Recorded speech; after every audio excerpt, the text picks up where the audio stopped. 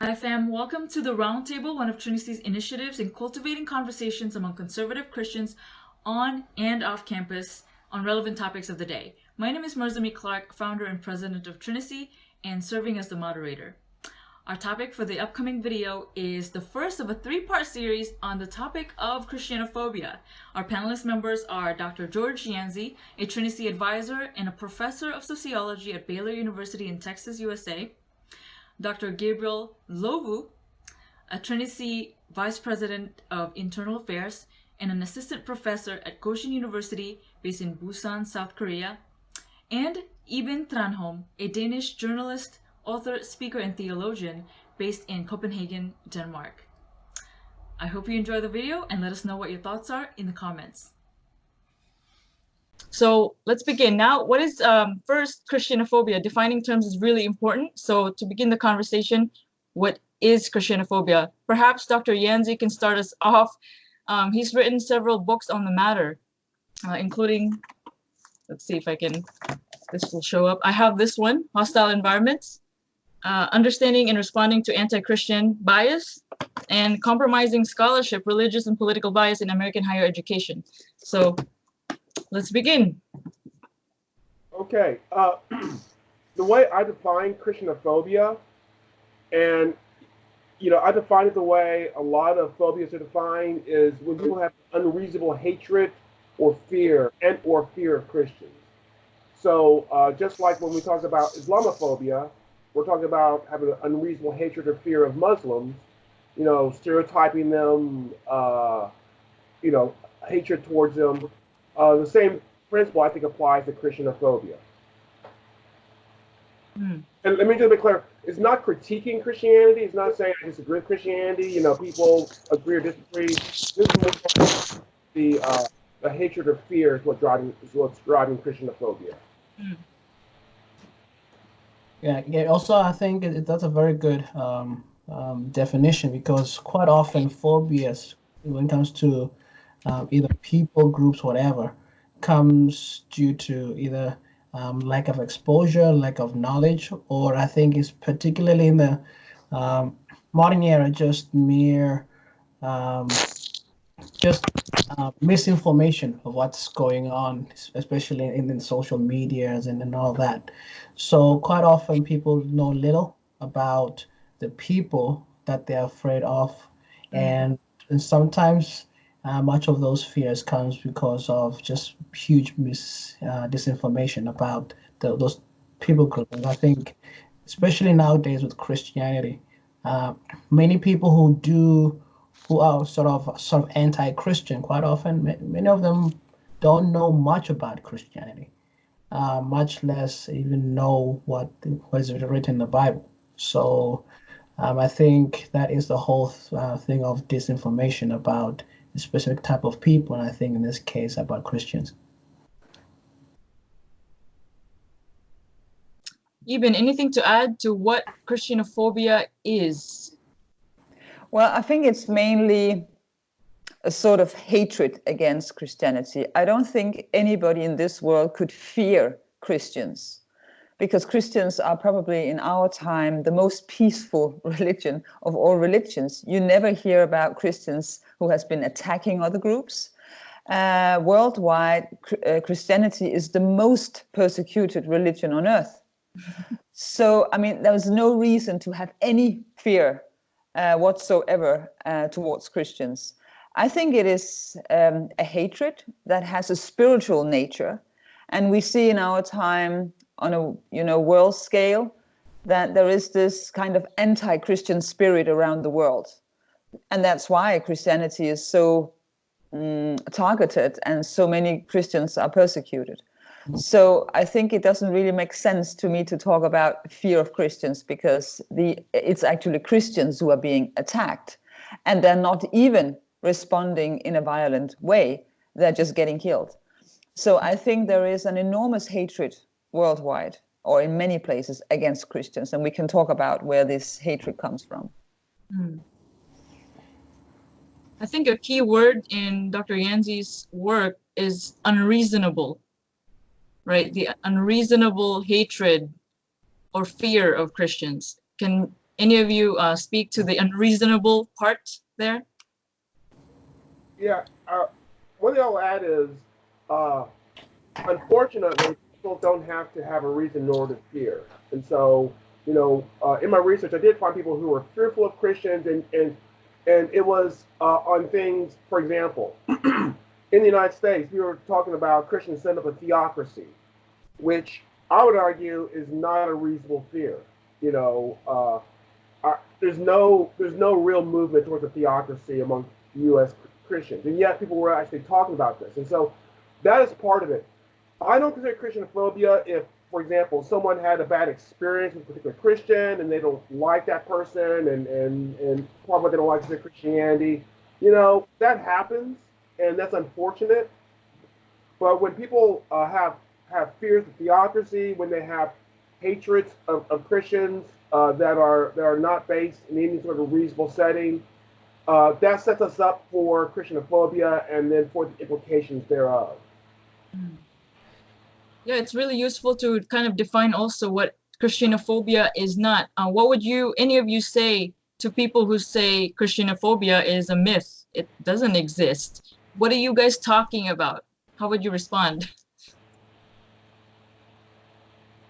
Well, I think actually it may actually make sense that people are having a kind of fear towards Christians or of Christians. But then you have to understand the spiritual nature of this. And then we have to go into biblical terminology, because what the dark powers are afraid of is the light. So whenever a Christian carries out into the world the light of Christ, somebody would get scared. Because if you are living on a lie and you are governed by or you're controlled by dark forces, you don't like the light, because the light will expose who you are and you don't want, to be exposed. So so if we are trying to understand this from a spiritual perspective, it actually makes sense that a world who's becoming more and more evil is very afraid of, the love, the goodness, the light that is being brought to the world through the Christians. But then we have to understand it in a spiritual way and not a political way. I also just want to add, because it is true that particularly with this whole dynamics of the kingdom of dark and the kingdom of light, sort of, we can say, existing in the same space and everything else. And quite often, I think, for example, going back to the thing of why people say it's a myth and probably don't believe it, primarily because quite often when Christians do suffer a lot, it's not something that is easily broadcasted or something that is out there. And quite often, I mean, when you do have, let's just say, a student who in the classroom who is disagreeing with the professor who is anti-Christian, and you have that whole dynamic of the kingdom of light and kingdom of darkness in that whole space.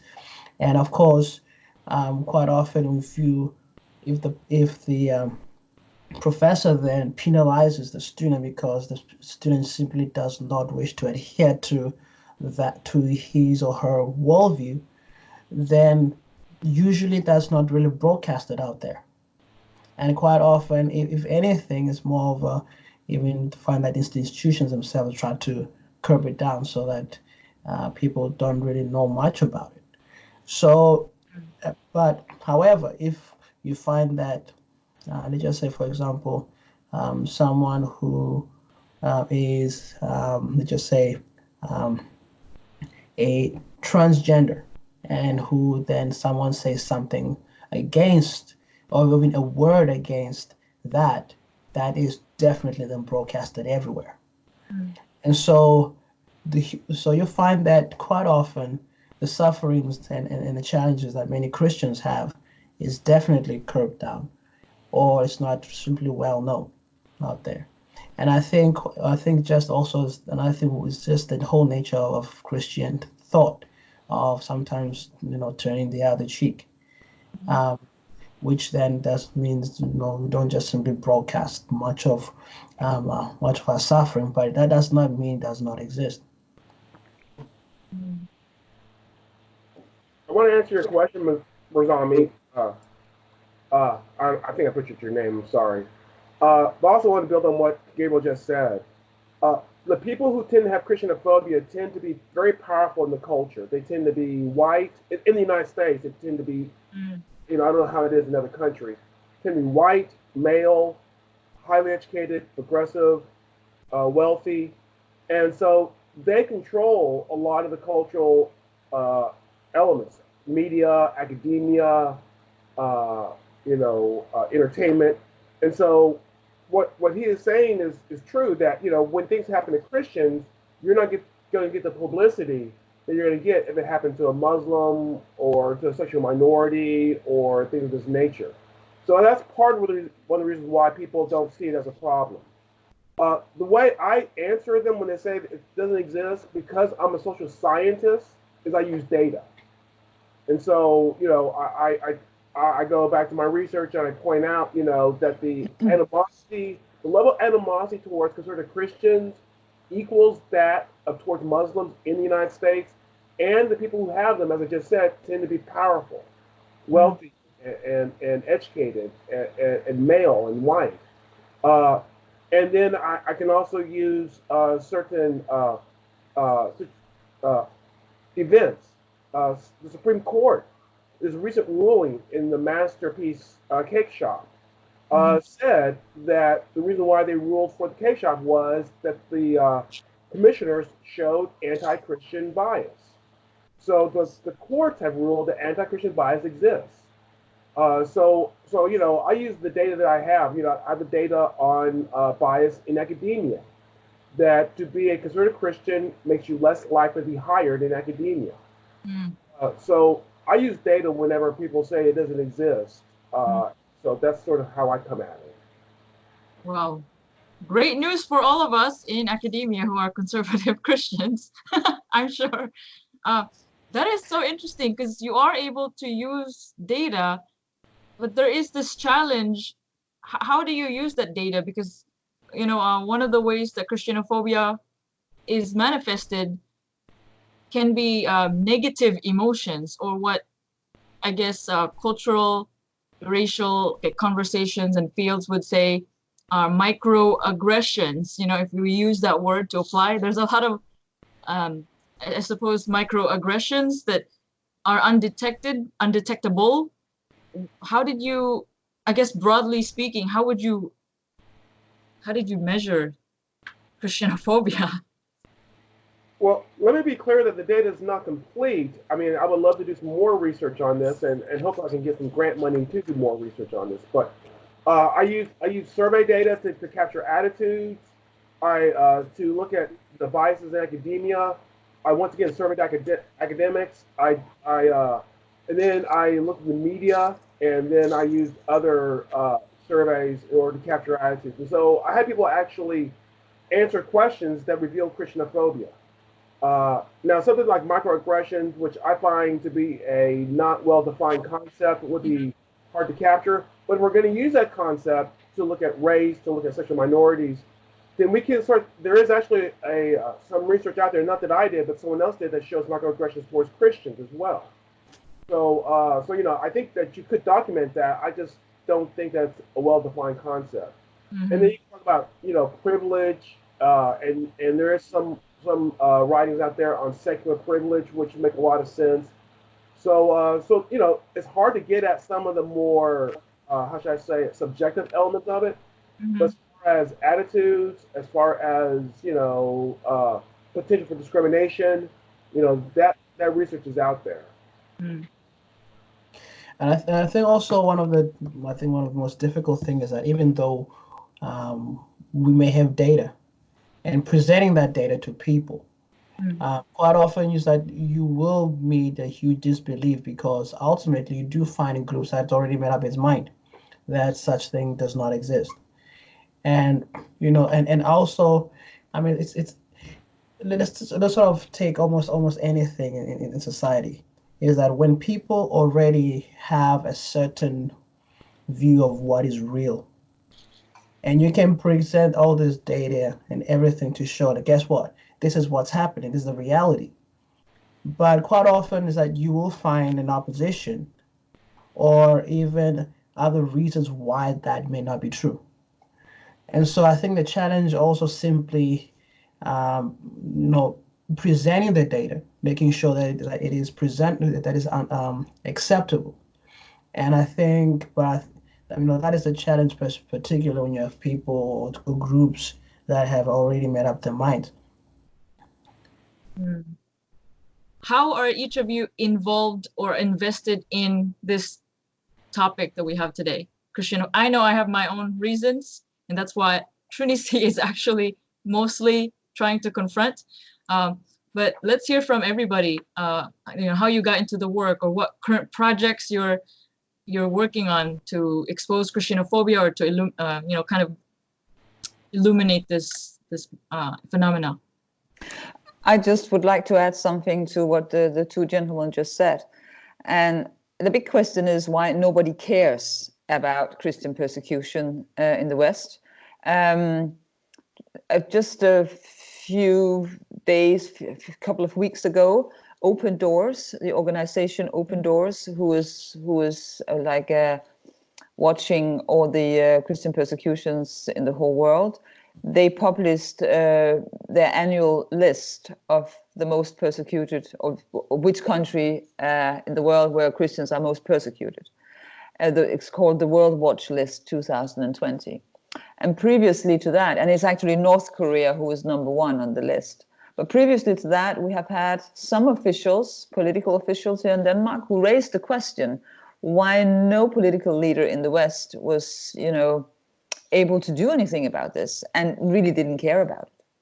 And I think that's something we really need to address. And I think it's because we are so used to that in a democracy that we believe that the problem will be solved with the next election and some politicians will take care of it. But unfortunately, it seems that the Western politicians or political leaders have turned against themselves. I mean, Europe and the U.S. is built on a Christian foundation. And when they don't want to help Christianity abroad and in other countries where Christians are highly persecuted, it tells something about our own culture. It seems that we have sort of abolished or abandoned our own fundament because we don't care about it. And it's really irrational. And I would say that the world today is very irrational because we should really, really be doing everything we can to preserve Christian communities all around the world because it will strengthen our culture. It means that we are decaying. We don't even care about our own culture. We have turned our back on our own culture. And that's a very serious problem. And I think before we address that, I don't think it makes a lot of sense to talk about Christianophobia if we don't go to the core problem, which is that our leaders don't care about it. And why they don't care about it is because of ideology. And like I said before, we have this anti-Christian cultural Marxist agenda. And the whole point of the transgenderism and feminism and same-sex marriages and everything, identity politics, is to break down the Christian world order created by God. This is what it's all about. So, of course, they don't care that some Christians in Pakistan or Afghanistan or Iraq or Africa would be persecuted because they want to break down even Christianity within their own circles. So this is a main problem, is that we have the enemy inside our own circles, our own governments, and I think that Christians need to wake up and understand this problem. So they have to give some sacrifices to revive the Christian culture. Otherwise, I don't know where this ends. We would be a new Soviet Union or we would be a new Islamic Republic because there are only those two choices. And I think a lot of Christians in the West, they are still asleep. They do believe we still have Christian leaders and they will be in favor of the Christian faith, but they're not. And you would get the proof by seeing how they handle Christian persecution worldwide, because they really don't care about it. Mm-hmm.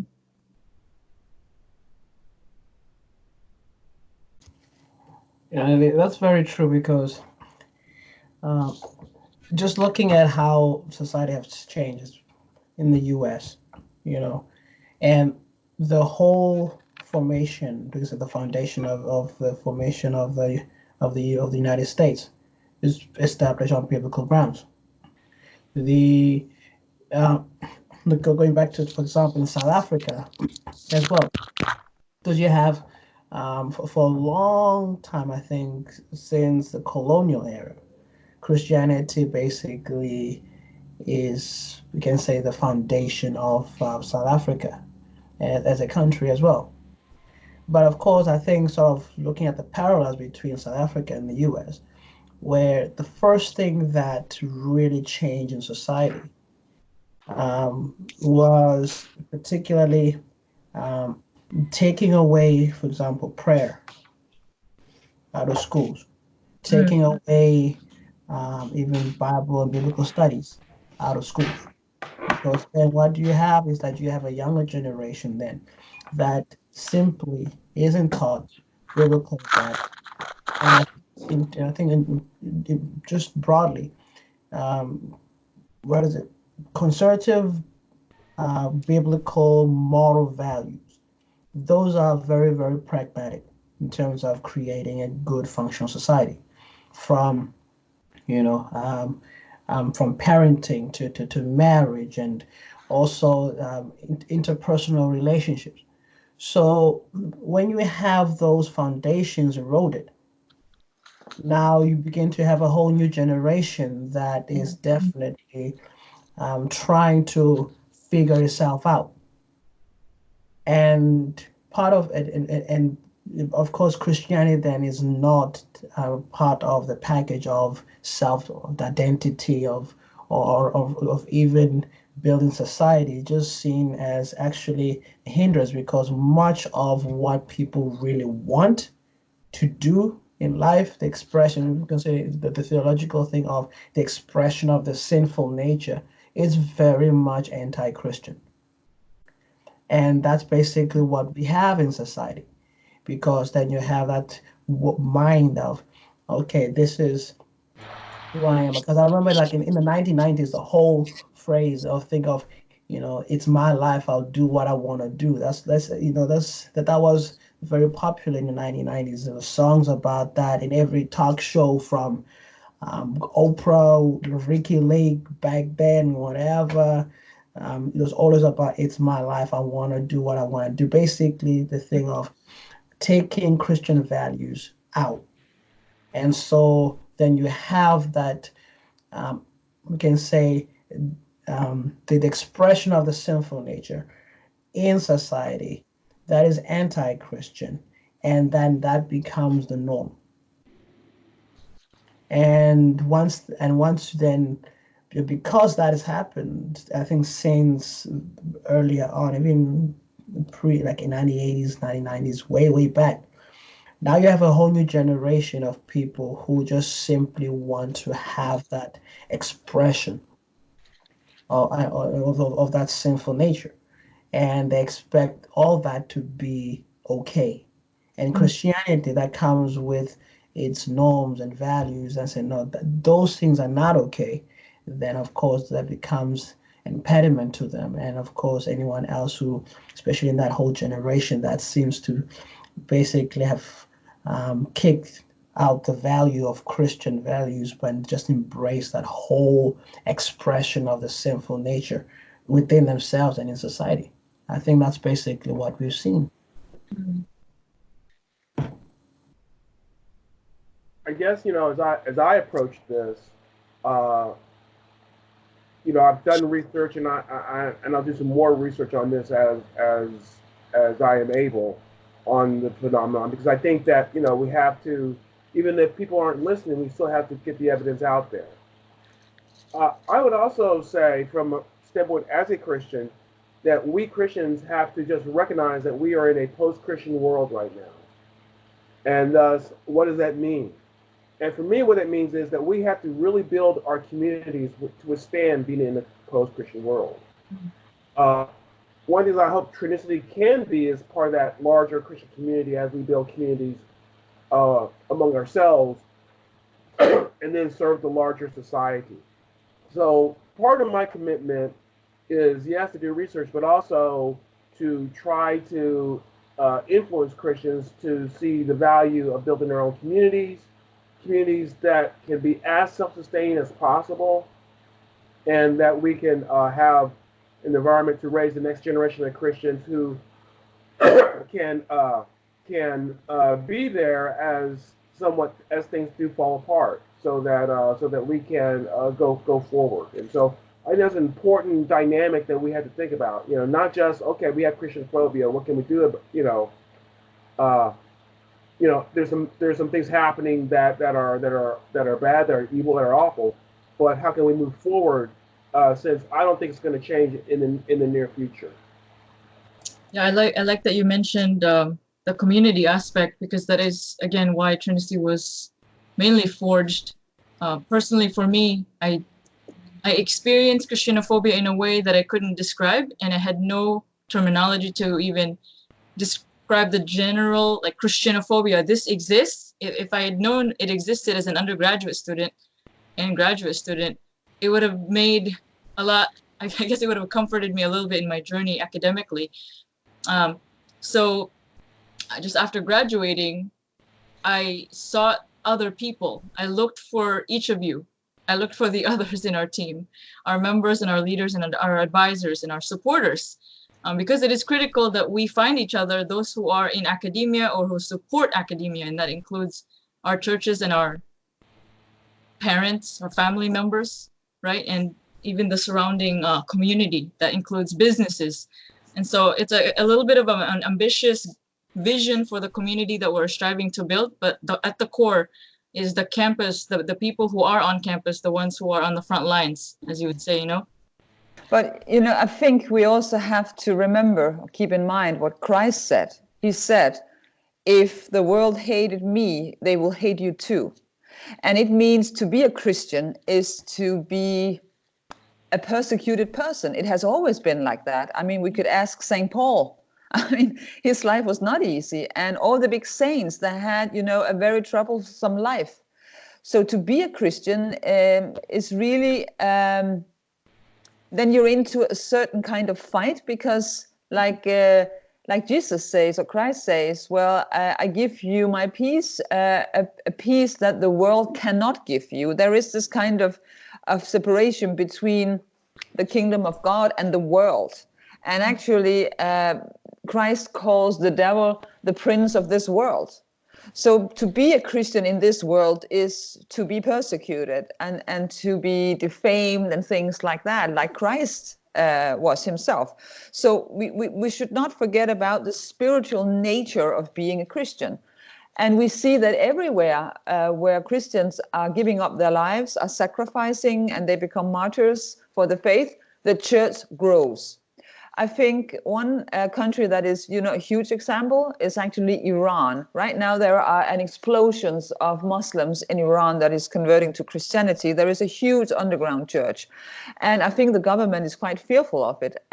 You see it everywhere in the Middle East, where it's very dangerous to convert to Christianity. And why do those Muslims convert? They do it for several reasons. They do it because they're fed up with Islam, because they have seen that the Islamic government does not work, and it's a terrible society.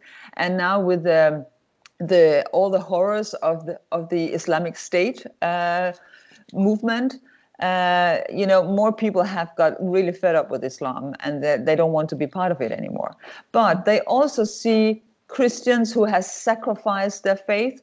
When Islamic State came to their doors and forced them to convert, even small children said, I want to die for Jesus. I want to die for my faith. I don't want to be a Muslim. So, you know, that makes a big impression. And again, on the supernatural level, there is a kind of economy, I would say, more or less, that when somebody gives their lives like Christ did, you know, there is this kind of enforcement of the church somehow. We don't understand it on a rational level, but we can see what kind of impact it has. It also was the same story during the Roman Empire, where there were so many Christians that gave their lives, And, just a few centuries later, Christianity would be the state religion of Rome. So I think Muslims see that and it has an effect, but also many of them report about mystical experiences where they either dream that Christ appears to them, they have a dream, or they have a vision where he appears to them. And they have no doubt then that he is the Son of God, and they convert, even though it's very dangerous. So I think to be a Christian is actually to have some hardships, and we see that everywhere. So I think it's just, I'm sorry to say this because it might sound a little bit strange, but in the West we have been spoiled because for the last many decades we were not very familiar with fighting for the faith because it was inside our governments, it was in the culture, and now it's completely destroyed. But it doesn't mean that Christianity cannot revive in this culture, but it depends on how much Christians are willing to sacrifice and how fearful they are to be ostracized or marginalized. So I think we just need brave Christians that would follow the example of Christ and our brothers and sisters in the Middle East. And then I think things can actually change. But it's not the way, because we want democracy to solve this for us. We want activism and all these things. But maybe we should just live, a traditional Christian life like Christians has been doing for centuries before us. Mm-hmm. Mm-hmm. I think just want to add on because I'm so glad that you actually mentioned that, even because basically for the whole week that's exactly what I've been thinking about. Mm-hmm. Because there's two things. Well, the first thing is that right here we're busy with what we call the NK missions, North Korean missions, where we work with North Korean defectors coming to South Korea. And the best thing is this, and this is the thought, is that there's actually also an underground church in North Korea, and it's growing and it's expanding in the midst of opposition. And this is very important because, just adding on to what Iben said, because Christianity does grow and flourish in opposition.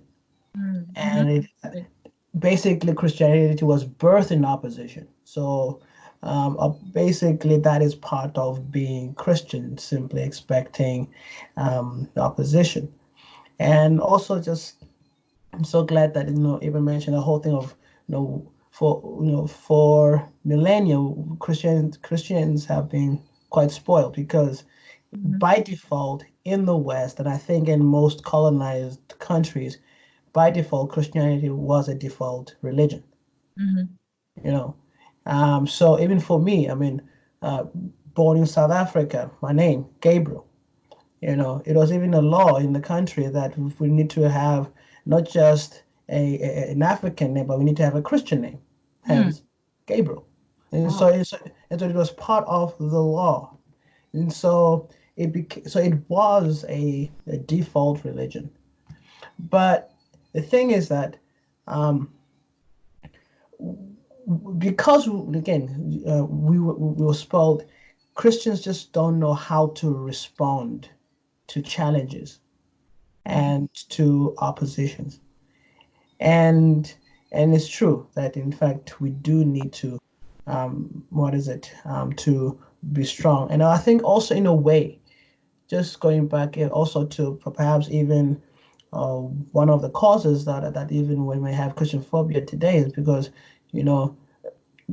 Christians for such a long time have been quite complacent. And because of that complacency, we also mess things up.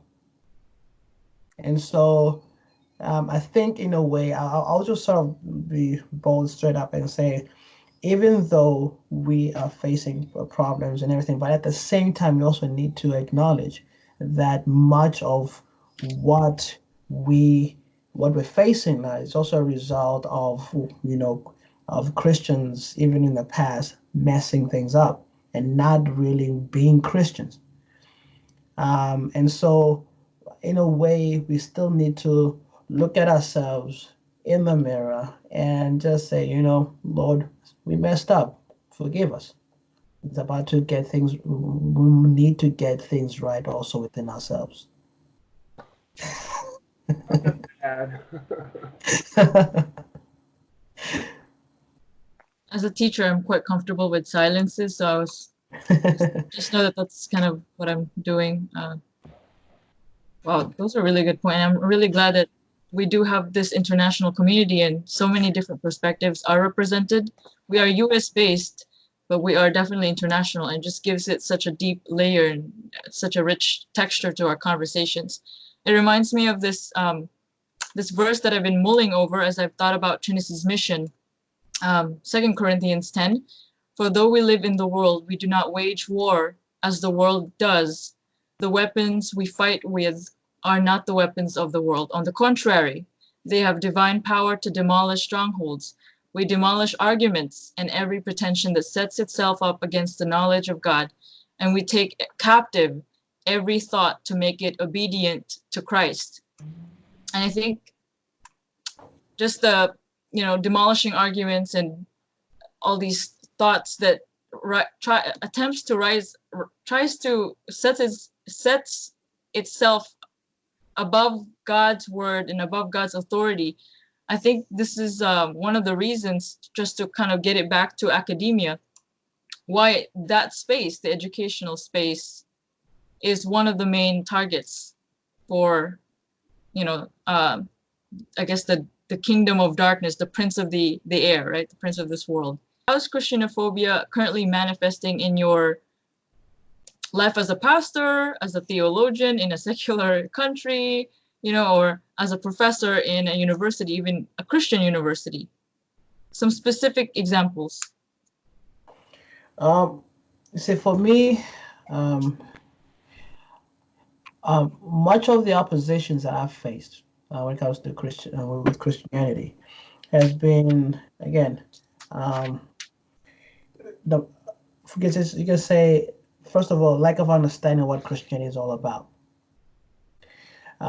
The only thing that people, at least especially in Korea, what they see is, they just say, pastors who, and basically that the view of pastors are crazy busy this side, Yes. and waking up at 4:30, having the first service every day at 5:30 in the mornings and all that. But and so the whole thing of dedication. But one thing that really creates a bad image is that whenever there is a pastor who makes a small mistake, it becomes a national news. Everyone will know. And then you'll find that it is that, and therefore then they take everything, and basically there's a whole thing of, now that's how Christians are. And so if there's a pastor who mismanages finances at church, that's how Christians are, very greedy. They just want money. And so in general, there is sort of, I can say, anti-Christian sentiments, primarily because of, we can say,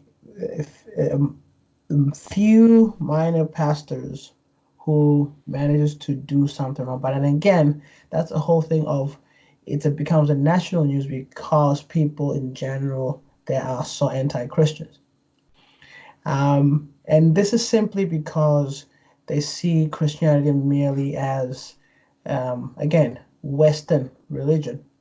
And I think Korea is simply there to sort of conserve its cultural identity. And so anything that is Korean, it's definitely elevated. Anything that that seems to be from the West, except for entertainment and fashion, then it's just bad. So for me, just working as a pastor / theologian / Christian, I get views. Number one, basically in many views, I am very materialistic, very greedy, and of course, um, a cancer to society. I can say for me in academia, right now I teach at a Christian school, so that affords some protection. But I have taught at secular school for the past 19 years. Mm. And having tenure is great. Being a full professor is great, but it does offer some protections that you would not normally get. Uh, I do know earlier in my career, what we would call microaggressions was something that I experienced. I had people question whether or not I could teach a sociology religion class because I was a Christian, whereas they did not question whether I could teach a race and ethnicity class even though I'm an African American. Things like that. People using things like such as Bible thumper. Just as a matter of course, and that still happens today sometimes. So there's that. I'm not going to say that I experience any sort of uh, really powerful discrimination as a Christian, but I will say that I have talked with Christians who have, and usually it's those at the younger ranks who don't have tenure yet. I do know one notable case, or a couple notable cases, of people with tenure, which protected them, but it led them to being shunned in their department. So I know that that's some of the dynamics that's occurring in academia, and some of the day-to-day discriminations that you can see. We're going to go into more of, for the fourth question, about the effects of Christianophobia. So I would like to follow up on that, Dr. Yancey. But even, how is it manifesting in your life there in Denmark? Well, I think I am a public person, and I have been for years. I've been writing about giving comments on political life from a Christian perspective, Christian conservative perspective. And, I shouldn't really complain because I was always able to get my opinion pieces printed and I have a voice. So I can't say that I'm silenced. But of course, I have met a lot of resistance. And I would say it's still possible for me to have my voice heard, but it's getting more and more difficult to find a job. Because if you have Christian conservative views, there are a lot of jobs you cannot have anymore, or you will get fired. For instance, if you are against same-sex marriage here in Scandinavia, forget about it. You won't get any kind of job anymore.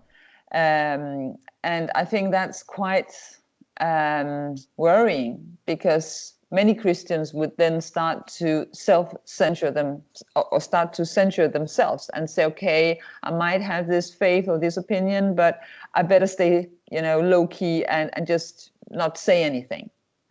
And that's where I think that secular society is holding us captive and are, sort of imprison us, because even though we are not put to jail, like there were, for instance, in the Soviet Union, you would put yourself to jail, say, okay, I don't want to, be very outspoken about my faith. I don't want to say anything. For instance, if you go to a dinner party with friends and you have this kind of views, they might, try to distance themselves from you and you will feel marginalized. So I think people actually are limiting themselves because they are afraid of the consequences. And I know that for sure, that, for instance, whenever I give talks at churches, I think what I always have the feeling it is the core problem for many Christians is fear. They are extremely fearful because they know that it has so many consequences if you stand out with your Christian conservative views. Nobody wants to talk to you. Nobody wants to employ you.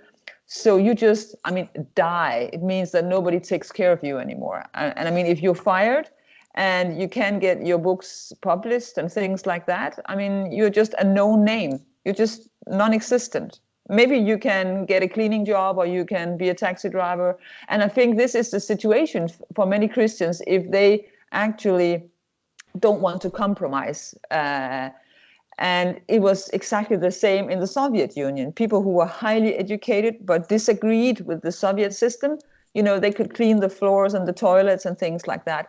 And I think we're heading in the same direction, unfortunately. That is very sobering.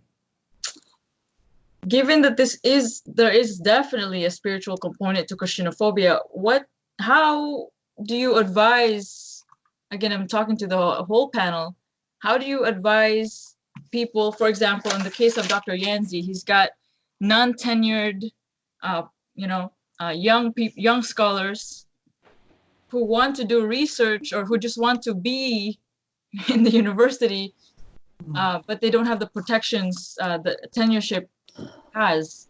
How do you live out your Christianity without compromise that Iben was talking about, without compromising, without backing down, without self-censoring, which I did for so many years? What would you advise? Well, one thing when I was a young professor before tenure, is I decided that I would not compromise myself by supporting something that I could not support, but neither was I going to be very, very outspoken about my Christian faith. I definitely would not do the research I've done today. All my Christianophobia stuff came after tenure. Wow. I also tell young Christians in academia, you got to be excellent. You got to do the job. You got to work within the parameters of your discipline, and you have to be excellent in what you do. And so you do research in things that you can do research in, and you're excellent in that research. I did a lot of work on race, ethnicity, multiracial families. I started getting to multiracial churches. Research in areas that are more acceptable, if you want to put it that way. But I try to do as excellent of a job as possible, so that when I then did research in Christianophobia, what they could not say was, I don't know how to do research, because I could show, well, look at these publications, look at these books, tell me I don't know how to do research. Right. Wow. So, and I would also tell them, get a good support network. We didn't have anything for me when I was through academia. I didn't have an organization of Christian graduate students. I'm at church. That was good, but it wasn't, I wish I could have had more. But there's more available now than there used to be. So I definitely think that, you need to get a good support network and learn how to do the research or the products of your field very well. Learn how to critique other research very well in the acceptable ways, so that when you are a professor, you are a professor. You're a very good professor. Your Christianity, may help you, but it's not, you're not a Christian professor. You're a professor. And then when people know you're a Christian professor, they can say, oh, but you're a good professor anyways, and I thought you're a Christian. And I think that's your best protection that you have. We still have certain civil rights that, if you can show that someone's discriminating against you in the United States, specifically because you're a Christian, there are certain protections there. But of course, there are subtle ways people can discriminate. And so, as much as you're likable to other folks, that can also work toward your advantage. If they know you're a Christian but they like you anyways, that could work to your advantage. But if you have to, then you have, if it's pretty clear that it's religious discrimination. I've had friends who've gotten lawyers and they've been able to protect themselves. Whether we'll be able to maintain that protection, say 10 years, 15 years from now, I don't know, but we still have it today.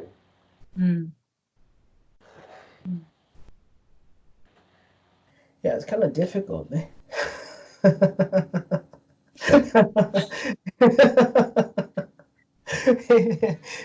Yeah, I'm saying this because I'm not tenure yet, so. Still plugging along. Yeah. So I think that it is a great challenge. But I mean, in general, just simply just live your life just as Christ basically expects us to live it.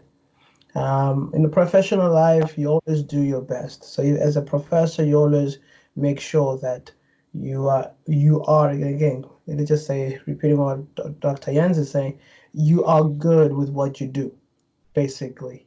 Mhm. As a professor, you are a good professor. As a journalist, you are a good journalist. As anything else, you are good with what you do. And and of course, um, if you are in a position where you do have to choose between your Christian stand or conformity, you know, um, my view is simply do not conform, because that's a whole thing of when Christ says, if anyone who acknowledges me before my Father in heaven, and who acknowledges me to the people, I will acknowledge him before him, before my Father in heaven. And so, do not compromise on certain on issues that are very important. And so, because if you compromise, then at the end, um, I mean, for me, I would say, yeah, I prefer my job. I like my job. But if I have to choose Christ or my profession, I'd rather choose Christ first. Mm. And I think that's basically what really means to be Christian. Um, so do what you do. Make sure that you are good at what you do. Show love, show care, show genuine concern for all people. And when it comes to important things where you are then have to compromise, do not. Rather stand for Christ. Mm. Iben, can you add to this from your perspective, and maybe also identify maybe some of the things that you think Dr. Gabriel was saying? What things do you think we should not compromise on? And name those things if you could.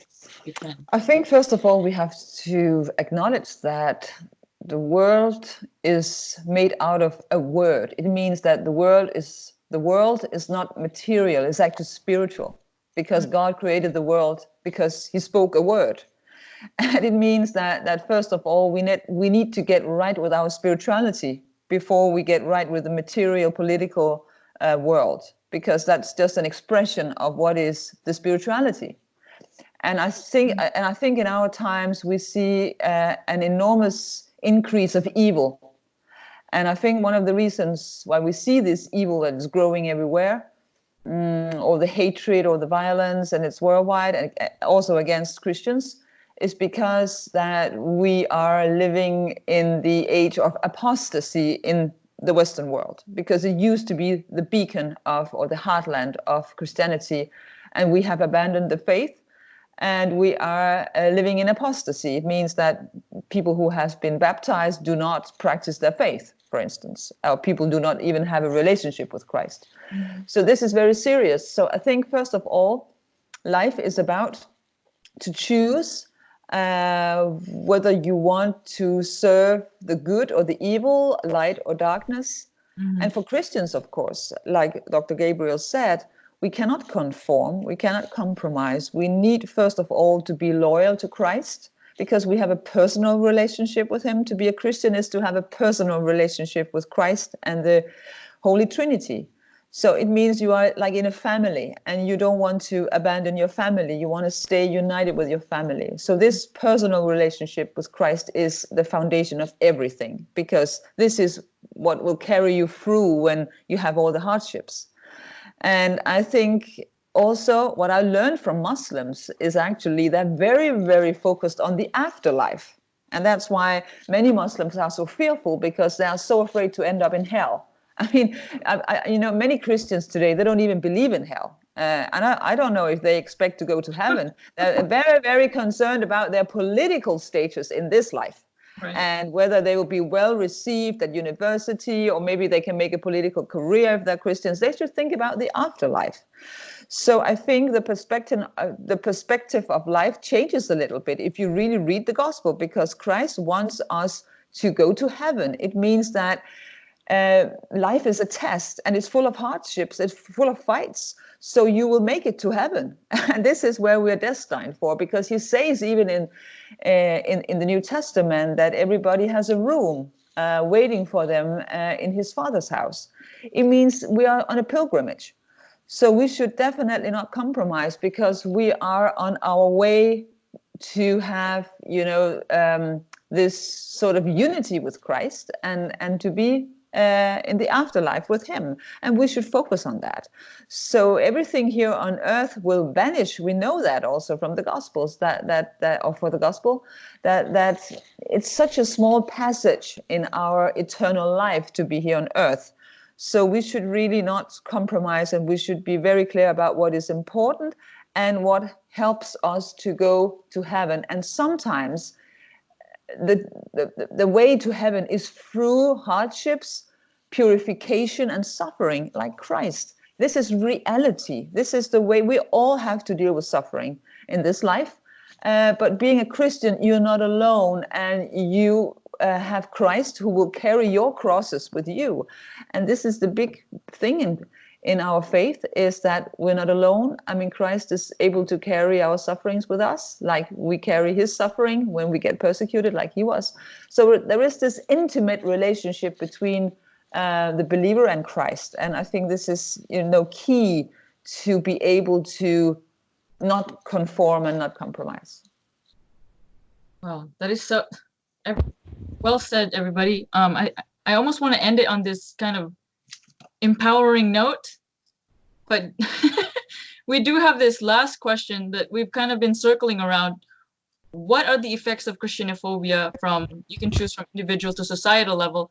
You've already kind of gone around it, but very briefly, if each of you from whatever domain or field that you want to speak from, what would be the consequence, what would be the effects if we do conform, if we do compromise? I'll start. I think, okay, from a theological perspective, just simply this. Everything of people, to compromise your true Christian values. I think in a way, it's especially to an individual. It's just simply, just like Iben said, it simply reflects your true spiritual condition of how you are and how your spirit is.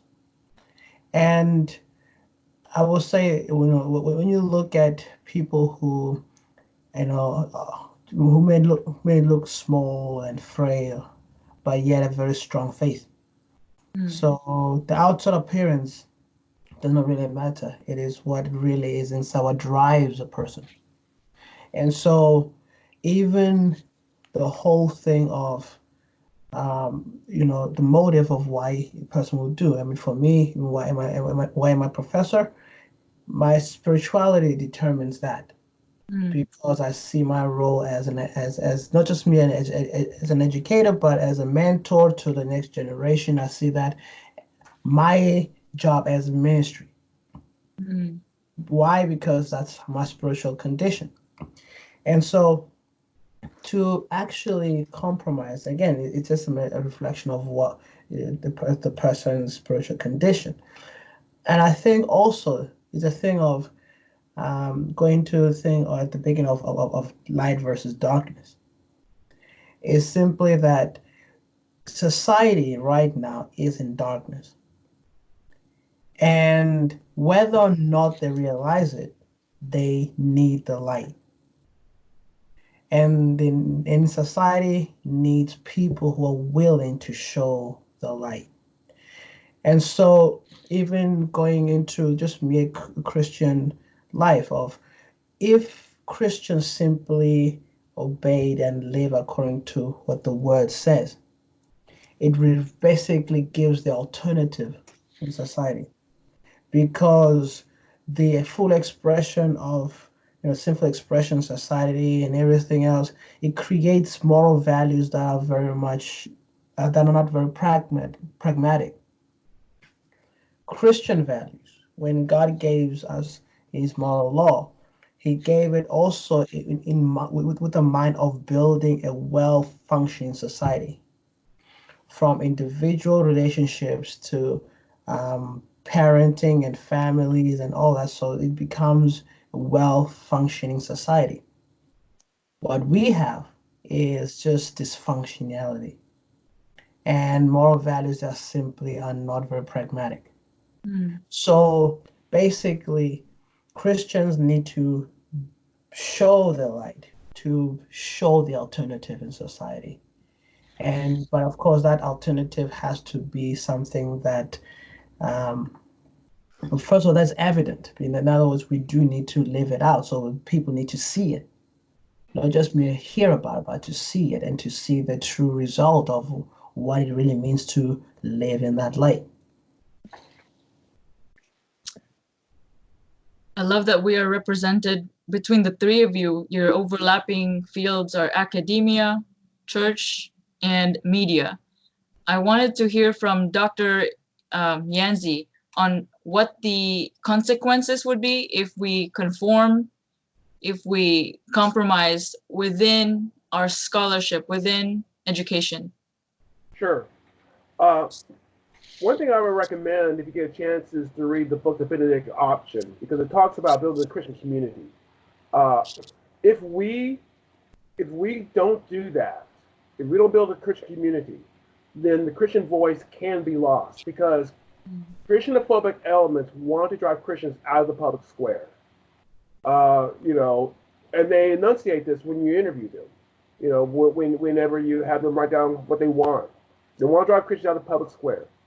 And one of the dangers of that, beyond some of the values that will be lost, there's been some really good arguments on how even secular societies have been borrowing Christian values for some time now, even though they've become more secular. And long term, this won't last. One of the reasons why is, if you look at our society, we have a society today that is not only post-Christian, but has become so individualistic that people are disconnected. People are connected through, on the internet and through video games, and there's a lot of talk about how you look at, there's some research showing that people are not only marrying at lower levels, but even that their relationships with other people, their friendships, are at lower levels. I think I read research where something like in the United States, 30% of people did not have a friend, or 20 or 30%, something like that. It was incredibly high percentage. As a Christian community, we can be a presence for so many people who are living in anomie today, who are living in this sort of, they don't have connections to anyone, no real connections, no real touch, no real feel for others. We can be a powerful witness in that way for people who need us to be, who say your value is not, that you got a dozen likes on Facebook. Your value is that you're a child of God and God made you. Your value is not your assertion about your sexuality or your gender or even your race, as important those things may be. Mm-hmm. Your value comes from God, who still loves you, despite all the mistakes that we make. That's where our two values are. If we disappear, that voice is gone. And I think so many people need that voice. Mm-hmm. I think that it's a long-term game. I don't think I'm going to live long enough to see the revitalization of Christianity here in the United States. I'm hoping that my children or grandchildren will. But it's a game that we can win if we retain our voice, and that's why we have to build our communities.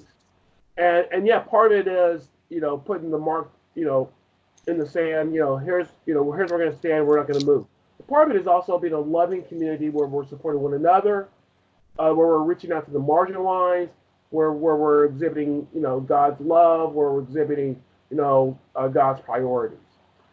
I think that will long term have a big impact and lead to a revitalization of Christianity that is more meaningful than what we've had in the past. But it's going to be a long term. It's going to be a lot of hard work, and we're going to have to really incorporate those Christian values. So that's where why I say it's so important to work towards maintaining our Christian voice, our Christian impact in our society. Well, I'm so glad that we're recording this, because I could just imagine like taking little sections of each of you speaking and having it be so encouraging to those who are feeling isolated or marginalized, or just set aside and silenced and excluded in so many different fields. I love that it's long term. We were studying Hebrews in my Bible study, and Hebrews 11 in particular, and what you said, Dr. Yancey, about you may not be able to see or receive this promise, right? There's a section here in verse 13. All these people, speaking about the ancients, all these people were still living by faith when they died. They did not receive the things promised. They only saw them and welcomed them from a distance. That's something that we need to keep in mind. It gives me so much hope to know that we have templates, we have models of the faith, the hall of faith, and that as Christians today, we have a role in this, that though we may not see it, though we may not receive it, I mean, we can see it, we can envision it, and as Christians have a part in that. And I want to end with Iben, because she is working on a project right now on her book, and this is actually the inspiration for this 3-part series on Christianophobia. We have such a great panel, so I hope that I can keep as many of you as possible for the other 2. But this is a sustained conversation talking about things that matter, and Christianophobia definitely matters, because I think we all agree that it does exist. So Iben is working passionately on a project that I'd like for her to kind of end us on. Describe it, Iben, and tell us why this work matters. Yeah, I should try to make it short, but here in Europe, we have huge debate on immigration and integration of Muslims, and so far it has failed. And Islam is the fastest growing religion in Europe. And a lot of people, including Christians, have been very focused on that there should be some kind of political solution, and some political leaders should fix the whole thing. And there are a lot of conservative movements, right-wing movements, but I see that they're all failing, because the main problem is they can only tell what they are against. They cannot say what they're for. And that's because we have lost our own faith, the Christian faith in Europe. So that's why Islam is filling in a void, so to say, a spiritual vacuum. The only reason why that Islam is gaining ground in Europe and also in the United States is because that the Christian faith is so weakened. So the problem lies within our own circles. Here in Europe, people love to blame Islam and point out how a terrible religion it is. And there are many bad things you can say about Islam. But I think the reason why it is expanding is because we have lost our faith, and we haven't understood that this is not a political struggle, it's a spiritual battle. It is a battle for which God should rule in Europe. Because we think in secular terms, but I think it's only going to last maybe another decade or 2. Then we would see that Islam will take over if it doesn't get more challenged by Christianity or Christians. Because right now, Islam has absolutely no, what do you call it? It's not challenged by any other belief system in Europe. The church is completely passive. They're just doing some kind of meaningless dialogue. They don't even care to try to convert the Muslims into Christianity, or at least to try to tell them about Christianity. Because actually, I think a lot of Muslims would convert if they knew what it was all about, because Muslims are also looking for a loving and forgiving God, because many Muslims are very, very fearful of Allah, because you never know whether he accepts you or not. He's very ambiguous in many ways. So basically, my book is a wake-up call to Christian communities that the only people in the West who can solve this problem are the Christians, not the politicians, because this is a spiritual battle. So we need more prayer, we need more faith. And we know from the Bible that a small group for instance, in Nineveh, when Jonah went to Nineveh, it was a small group of people that saved the whole city from destruction.